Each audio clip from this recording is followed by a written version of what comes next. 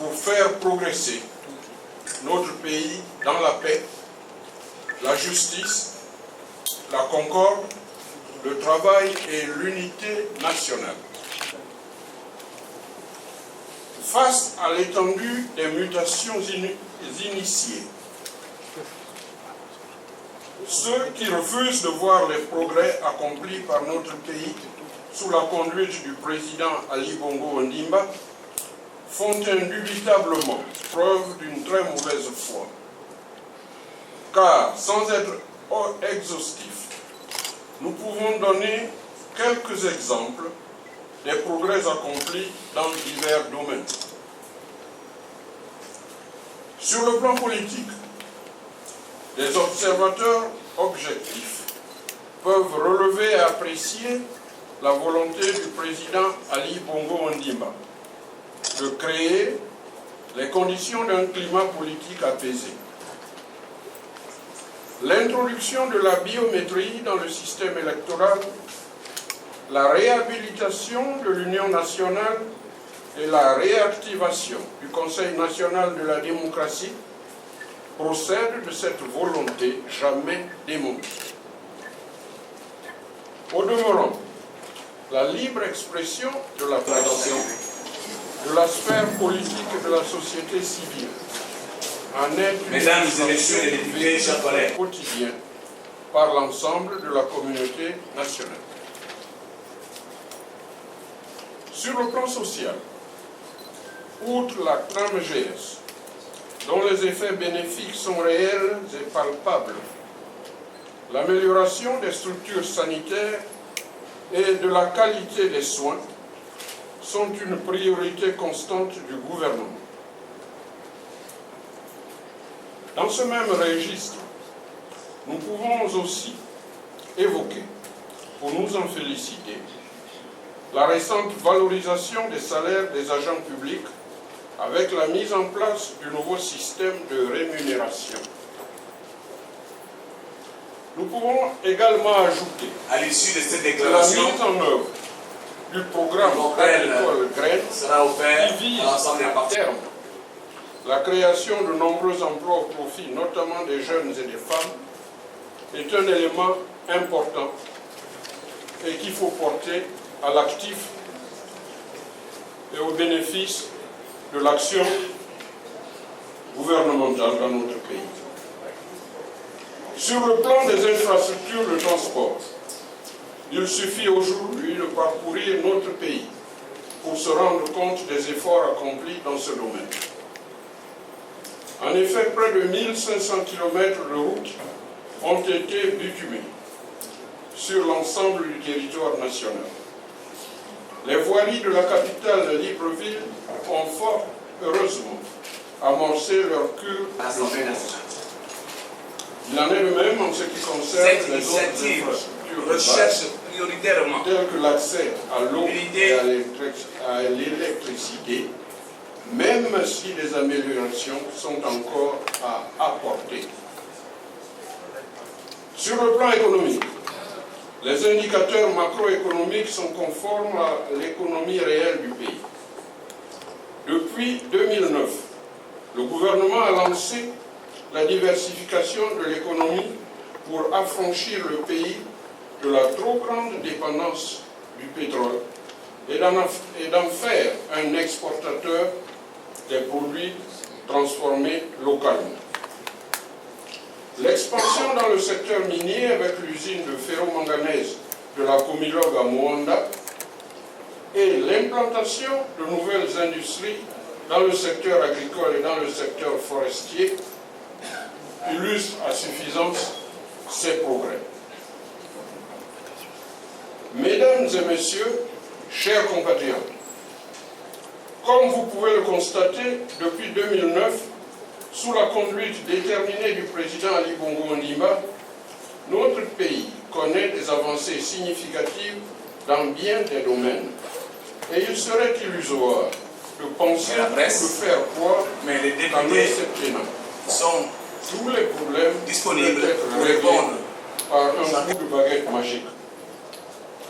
Le chantier est immense et nécessite que chaque citoyen quel que soit son rang ou sa place, apporte sa pierre à l'édifice. L'œuvre de construction d'une nation est permanente et presque toujours inachevée. Depuis son accession à la magistrature suprême, le président Ali Bongo Ondimba n'a jamais trahi ses concitoyens. En effet, dans chacune de ses adresses à la nation, il a toujours tenu les discours de la vérité et n'a pas caché les difficultés. Il connaît parfaitement les attentes légitimes et fondées des Gabonaises et des Gabonais.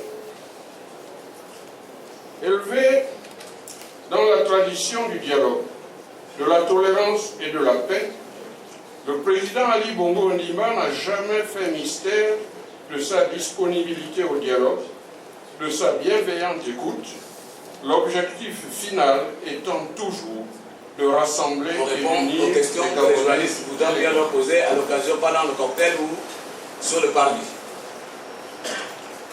Mais avant de passer la parole, la prise de parole politique le 27 juin 2015, lors d'une déclaration publique d'un groupe de députés réunis au sein d'un collectif qu'ils ont appelé Héritage et Modernité, et surtout le ton utilisé, témoigne assurément que l'Assemblée nationale gabonaise n'est pas une chambre d'enregistrement, comme le font croire certains hommes politiques nostalgiques du passé. Bien au contraire, c'est la preuve même qu'en son sein, c'est-à-dire au sein de l'Assemblée nationale, il peut exister des divergences entre les députés pour le bien et la vitalité de notre démocratie. Toutefois, dans une démocratie parlementaire comme l'est le Gabon, le chef de l'exécutif doit toujours s'appuyer en toutes circonstances sur sa majorité pour mettre en œuvre sa vision politique et son plan d'action.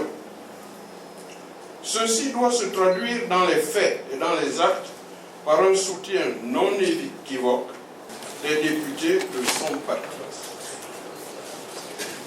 Les députés sont en effet, dans ce cadre que nous connaissons, les députés du Parti démocratique gabonais sont en effet des relais de l'exécutif auprès des populations aux fins d'expliciter et de rendre compréhensible la vision politique, l'ambition de développement, ainsi que la méthode utilisée par l'exécutif pour satisfaire les attentes multiformes des populations. Ces députés doivent également rendre compte des difficultés rencontrées, ainsi que des mesures correctrices que l'exécutif propose pour accélérer la cadence de réalisation des projets de développement.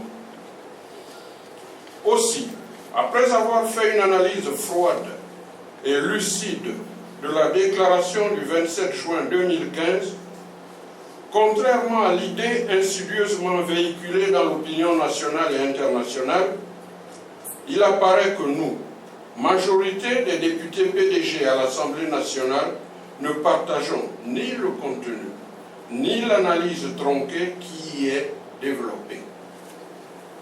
Nous restons en effet attachés au respect des institutions républicaines, dont le président de la République, chef de l'État, est la clé de voûte. Nous proclamons, si besoin est, qu'au regard des enjeux publics présents et à venir, l'heure n'est ni à la division, ni aux postures ambivalentes. Face à cette situation, nous avons choisi librement et de notre plein gré de rompre le silence pour faire entendre un autre son de cloche. Il ne s'agit ni de rompre, il ne s'agit ni de souffler sur la braise, ni de stigmatiser qui que ce soit. Il s'agit au contraire de rétablir la vérité en marquant notre différence et de réitérer notre identité de pédégiste qui reste la ligne de démarcation nécessaire et réelle chacun devant se déterminer sans ambiguïté.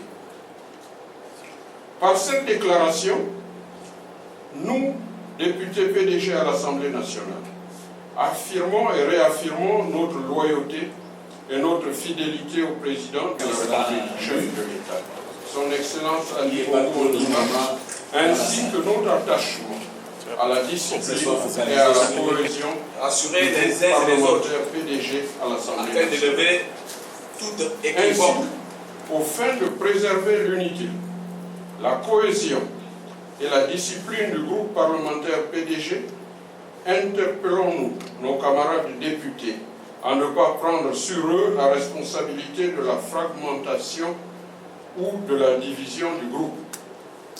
Enfin, nous lançons un appel à l'unité et à la discipline en ayant toujours à l'esprit les valeurs du dialogue, de tolérance et de paix qui sont au cœur du PDG dont nous tous nous réclamons.